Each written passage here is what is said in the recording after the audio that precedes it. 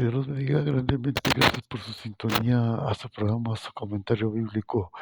Primero que todo, quiero agradecer al Creador que nos presta la vida.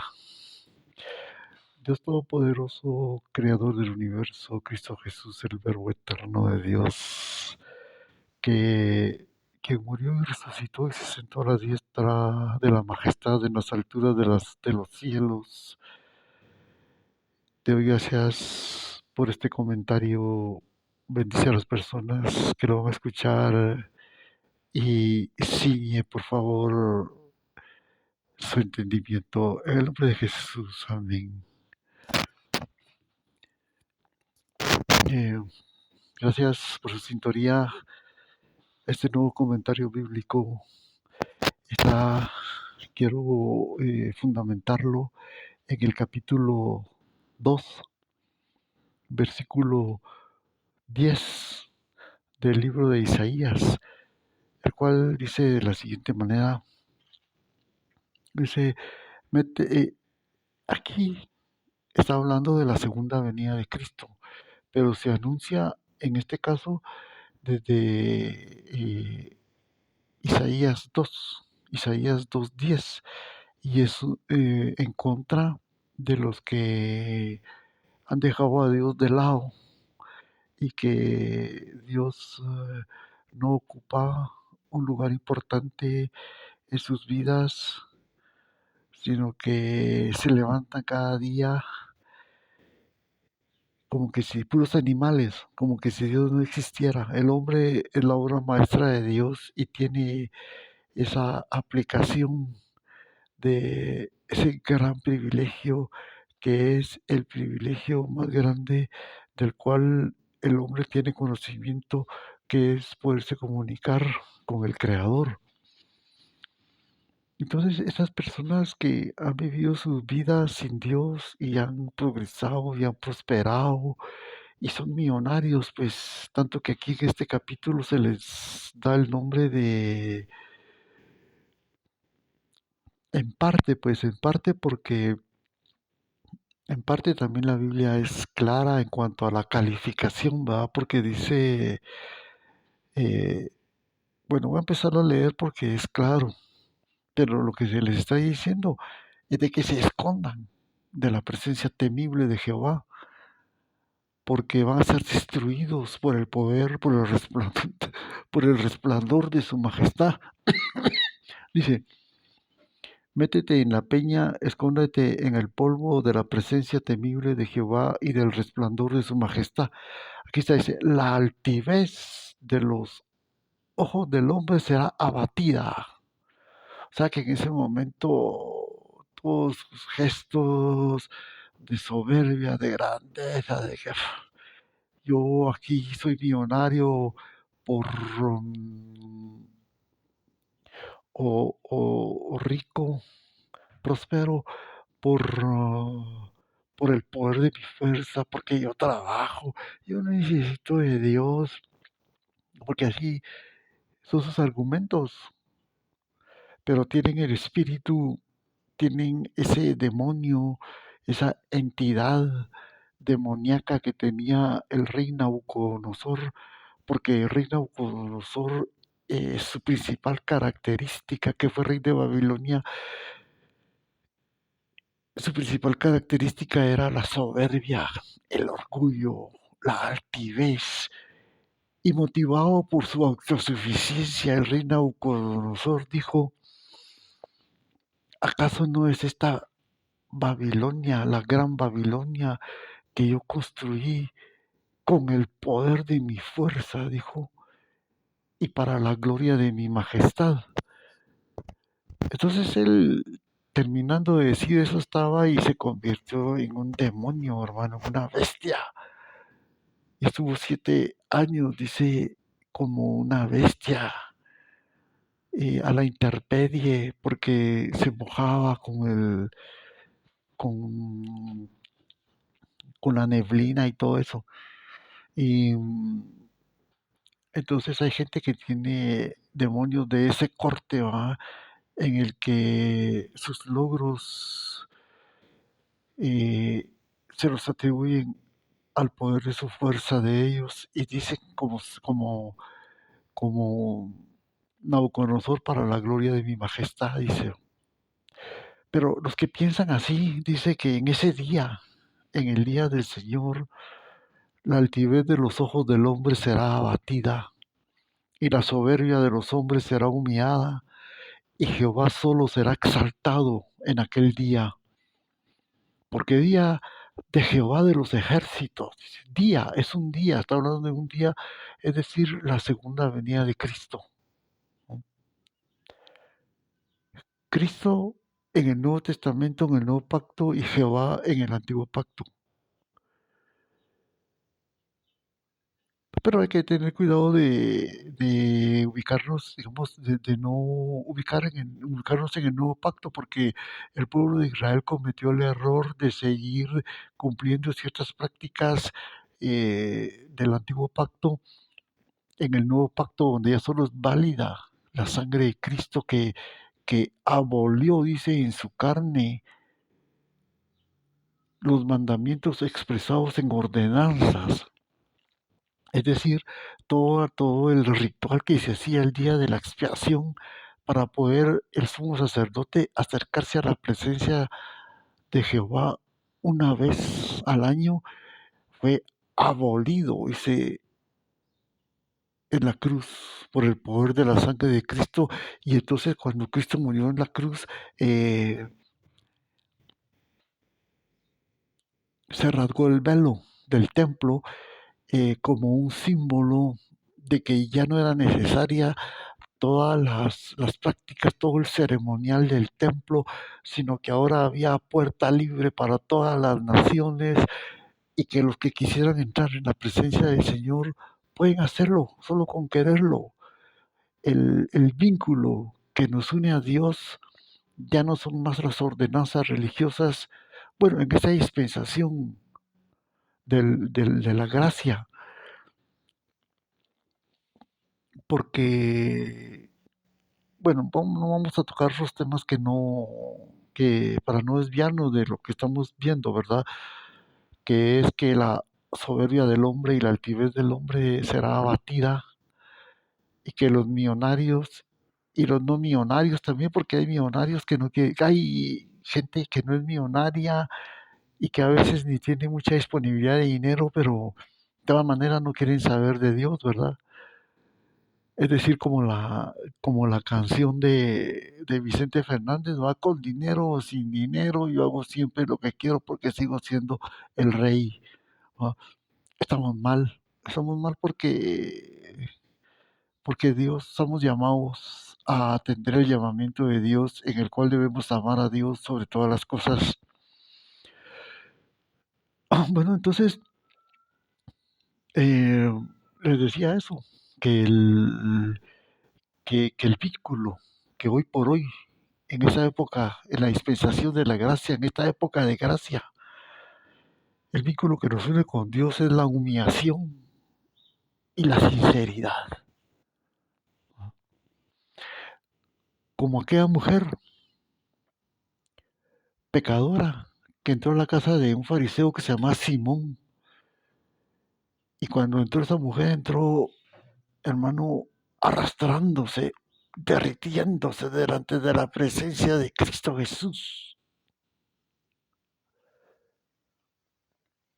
Y empezó, hermano, compungida por el pecado. Empezó a derretirse a los pies de Cristo Jesús. Empezó a lavar los pies del Maestro con sus lágrimas y a enjuagarlos con sus cabellos y a secarlos con sus cabellos. Entonces viene el concepto del religioso, del que representa el concepto mecánico de la religión, y dijo, si este fuera profeta, dijo, supiera que esa mujer lo está contaminando. Es una mujer pecadora, pues es una prostituta, una mujer pública. Entonces Jesús sabiendo lo que estaba maquinando este fariseo Simón, le dijo, mira Simón, le dijo, cuando yo entré a tu casa, le dijo, no me diste agua para lavar mis pies, le dijo,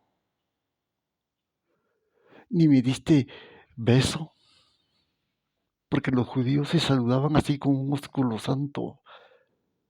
Son las costumbres orientales, ¿va? Si tú miras a los islámicos, ¿va? Más o menos por ahí va el asunto, ¿va? No es como aquí en Occidente, ¿va? Que en Occidente, pues los hombres no nos saludamos con un beso, ¿va? Porque realmente no es nuestra cultura y no se ve bien. Bueno, excepto entre hijos, padres, abuelos, nietos, pero eh, esos son otros esquemas, ¿verdad? Bueno, entonces, ¿qué le dijo el fariseo Simón a Jesús? No me diste beso, le dijo, ni me diste una toalla para acercar mis pies, para secar mis pies. ¿Ves esta mujer? Le dijo. Esta mujer ha lavado mis pies con sus lágrimas. Esta mujer ha enjuagado mis pies y secado y no ha dejado de besar mis pies. Y ha secado y enjuagado mis pies con sus cabellos, le dijo. ¿Sabes qué significa eso, Simón? Le dijo Jesús al fariseo. Le dijo, el que ha pecado más, se le, el que más ha pecado, más ama y le son perdonados sus pecados. ¿Por qué te digo esto, estimado oyente de este canal, tu comentario bíblico? Te digo eso pues porque te decía que el vínculo que nos une con Dios en esta época de la gracia es la sinceridad y la humillación.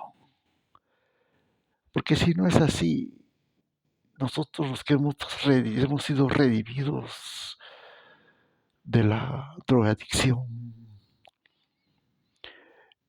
nunca hubiéramos llegado a Cristo. Pues. Pero a través de nuestra sinceridad y de nuestro arrepentimiento a Dios, nuestras vidas han sido transformadas, restauradas, somos nuevas criaturas. Nuestro lamento ha sido cambiado en fiesta, nuestro lamento ha sido cambiado en baile, en el nombre poderoso de Jesús. Bueno, entonces continuamos con el tema, retomando el tema, porque día de Jehová de los ejércitos vendrá sobre todo soberbio y altivo, sobre todo enaltecido, y todo enaltecido será abatido. Ah, sobre todo los cedros del Líbano. O sea, aquí se comparan los cedros del Líbano, se comparan con la altivez del hombre, ¿va? Porque hay hombres que andan ahí con los guardaespaldas y se dirigen sin respeto a sus demás congéneres, a su prójimo. Vos vení para acá, vení para acá. ¿Eh? ¿Ah? Y si no se cumplen sus órdenes, en ocasiones hasta matan a otros, como en el caso de los narcos. ¿No? Un narco de esos millonarios, hermano, lo mandas a comprar una botella de whisky y etiqueta azul y le traes una etiqueta negra y te mata ahí de una vez. ¿No? El demonio que tiene adentro. ¿No? Bueno, sobre todo enaltecido y será abatido sobre todos los cedros del Líbano, altos y erguidos. O sea, está hablando de la soberbia, de comparando los cedros del Líbano con la altivez del hombre, ¿va? Y sobre las encinas de Bazán. En el versículo, en el versículo 14 dice, sobre todos los montes altos, ¿va? Porque así es, ¿verdad? Que la gente pues que tiene mucho dinero está encumbrados, y los que no, pues están más abajo, o estamos más abajo. Dice, y sobre todo los collados elevados, sobre toda torre alta y sobre todo muro fuerte. O sea, aquí haciendo alusión a las grandes ciudades amuralladas y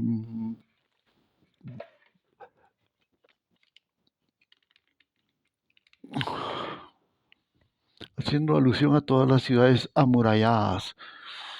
La altivez del hombre será abatida y la soberbia de los hombres será humillada. Y solo Jehová será exaltado aquel día. Y como a veces entre la gente que tiene dinero y la que no tiene también tiene sus ídolos, ¿va? Y quitará totalmente los ídolos. Y se meterán en las cavernas de las peñas y en las aberturas de la tierra por la presencia temible de Jehová y por el resplandor de su majestad, cuando Él se levante. ¿Para qué? Para castigar la tierra. Aquel día arrojará el hombre a los topos y murciélagos, sus ídolos de plata y sus ídolos de oro que le hicieron para que adorase.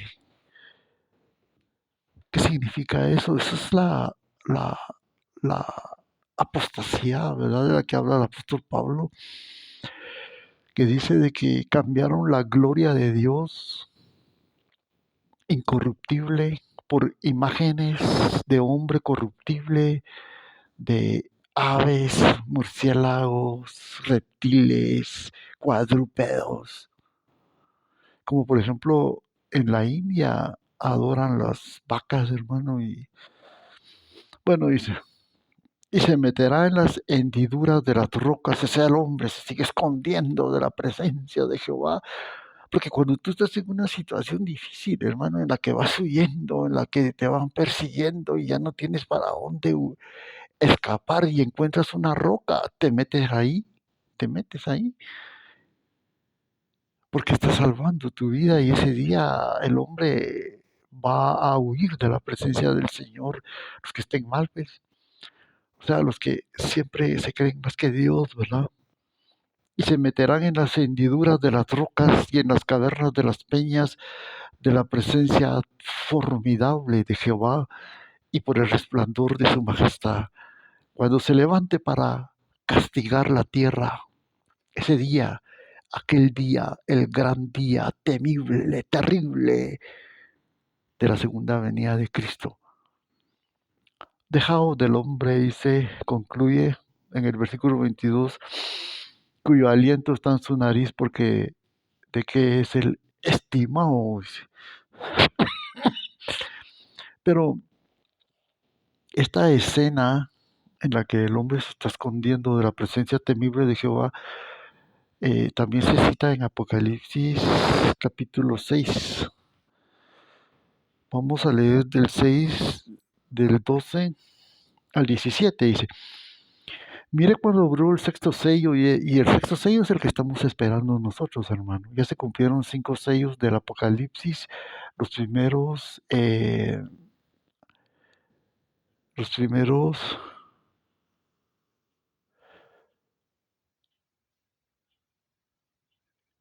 me parece que los primeros 4 sellos son los 4 jinetes del Apocalipsis, ¿verdad? Digamos, la tergiversación del Evangelio que sucedió en tiempos del Imperio Romano, ¿verdad? Lo cual también se menciona en el esquema, en la clasificación de los 7 personajes, donde hay el séptimo personaje, es una bestia que sube de la tierra y, y Satanás le da poder, que es el dragón, que está vestido de Cristo, disfrazado de Cristo. Por eso dice, y vi un cordero, era un cordero, pero el cordero es Cristo, pero en este caso, pero, pero este cordero hablaba como dragón, es decir, era Satanás vestido de Cristo. Entonces, el Imperio Romano creó actividad satánica vestida de Cristo, ¿verdad? Entonces, y como tenía mucho poder, porque el mismo Satanás, que es el rey de este siglo, dice, el Dios de este siglo y que tiene autoridad, porque hasta a Cristo le ofreció los reinos del mundo y las riquezas de ellos, ¿verdad? Porque le dijo, todo esto te daré si postrado me adorares. Pero aquí más bien le está dando su poder al Imperio Romano para que el Imperio Romano, a través de su poderío, tergiverse las verdades fundamentales de la palabra de Dios, principalmente, digamos, el tema del derramamiento de la sangre de Cristo Jesús en la cruz, el cual produce justificación, redención, propiciación, etcétera, etcétera. Entonces dice, y decían a los montes y los reyes de la tierra, dice, grandes, ricos y los capitanes, los poderosos. O sea, los reyes de la tierra son aquellos millonarios que viven como reyes, ¿no, hermano?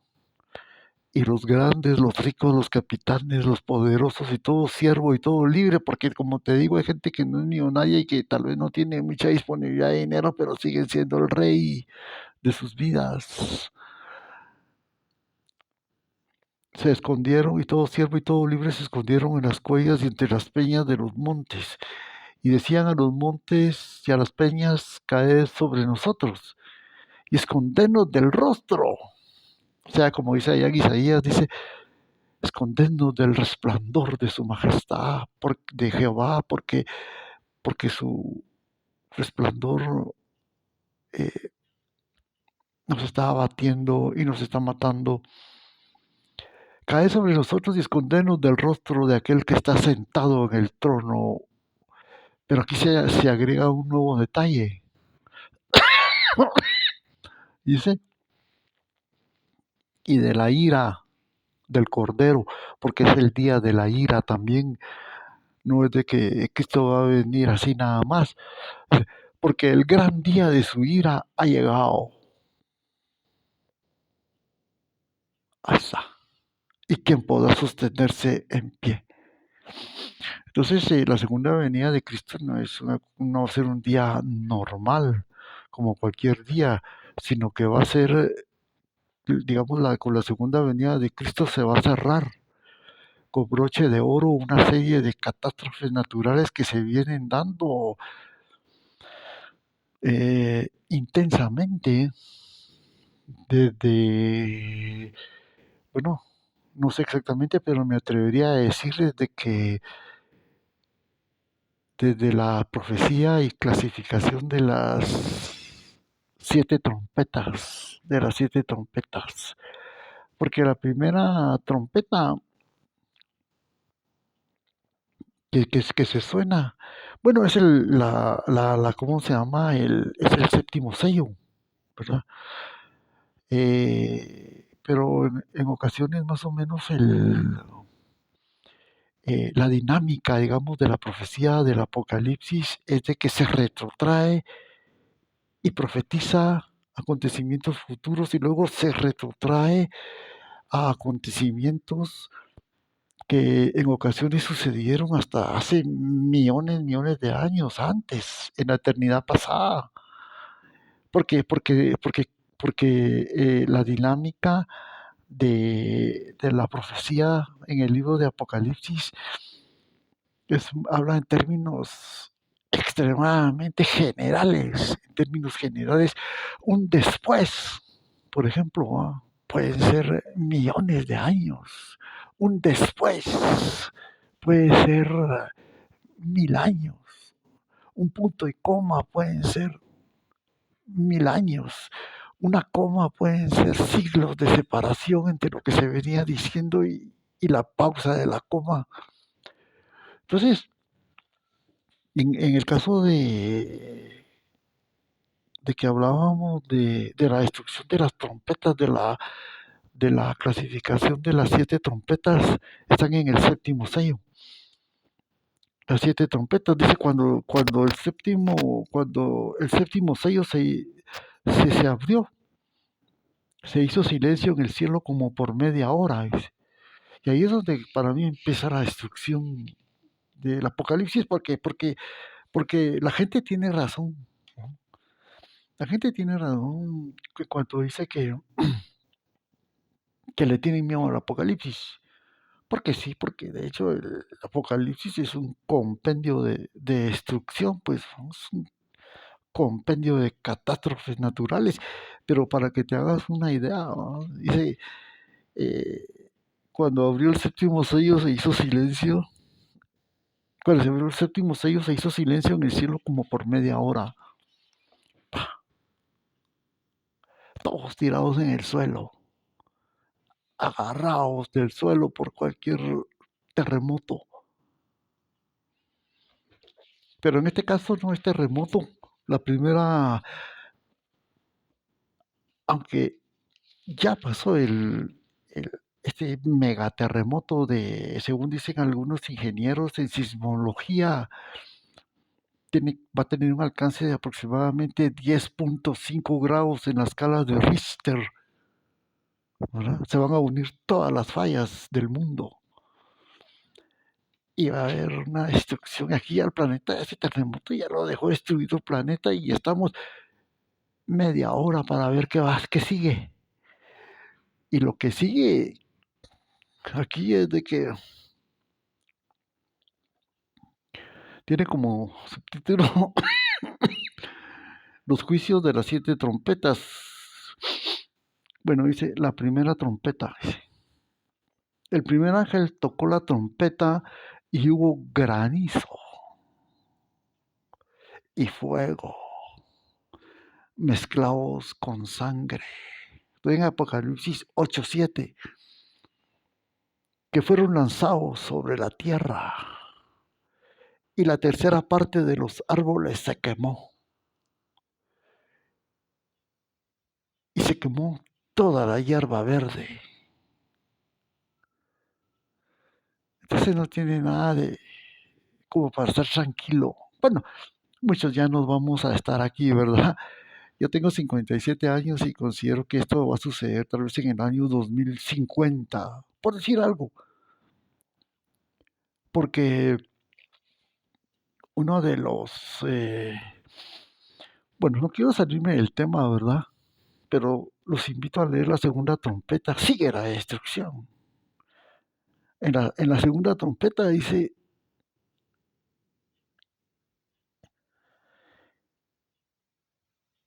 bueno, pero quisiera hablar algo, ese granizo de que se habla en la primera trompeta son granizos grandes, hermano, como el tamaño de, no sé, tal vez de una pelota de béisbol, por decirte así. Pero veamos las consecuencias, así a grandes rasgos. Si a alguien le cae en la cabeza uno de esos, la bota al suelo, se queda inconsciente y, y lo entierra el demás granizo y muere en una tumba de hielo. Y no creo que los demás vayan a estarlo asistiendo porque los demás están escondiéndose en las rocas, precisamente. Ahí está. Vamos, van a esconderse donde sea. Y aparte está cayendo fuego mezclado con sangre en la primera trompeta. En la segunda trompeta dice, y como una gran montaña, el segundo ángel tocó la trompeta y como una gran montaña ardiendo en fuego fue precipitada en el mar. Y la tercera parte del mar se convirtió en sangre. Y murió la tercera parte de los seres vivientes que estaban en el mar. Y la tercera parte de las naves fue destruida. Puede leer la tercera, la cuarta, puede leer la quinta, puedes leer la sexta trompeta, puedes leer la séptima. ¿Y sabes qué es lo que pasa en la séptima? Se oyeron voces que dijeron, Se oyeron voces que dijeron,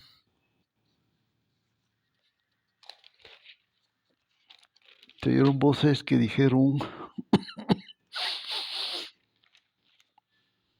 te lo voy a leer para que estamos en Apocalipsis 11:15.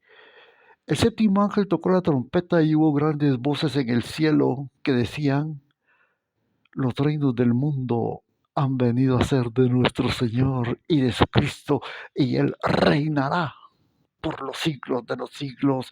Y los 24 ancianos estaban sentados delante de Dios en sus tronos y se postraron sobre sus rostros y adoraron a Dios, diciendo, te damos gracias, Señor Dios Todopoderoso, el que eres y que eras y que has de venir, porque has tomado tu poder y has reinado. Y como ese es el Armagedón, dice, y porque ahí están viendo la segunda venida de Cristo, todo la OTAN, y se airaron las naciones, y tu ira ha venido, y el tiempo de, ya está, y tu ira ha venido, el día de la ira se vuelve a citar aquí en la séptima trompeta, y el tiempo de juzgar a los muertos y de dar el galardón a tus siervos, los profetas, a los santos y a los que temen tu nombre, a los pequeños y a los grandes, y destruir a los que destruyen la tierra. Y el templo de Dios fue abierto, y sabe que se miraba ahí el arca del pacto se veía en su templo, o sea, el arca que cargaban los israelitas estaba ahí en su templo. Pero mira cómo dice, y hubo relámpagos. Esa es la segunda venida de Cristo, relámpagos, voces, truenos, un terremoto adicional, o sea, postre para los impíos. ¿Ah? Bueno, su postre es grande granizo. Que Dios los bendiga grandemente y nos vemos nuevamente en otro comentario bíblico. Hasta pronto.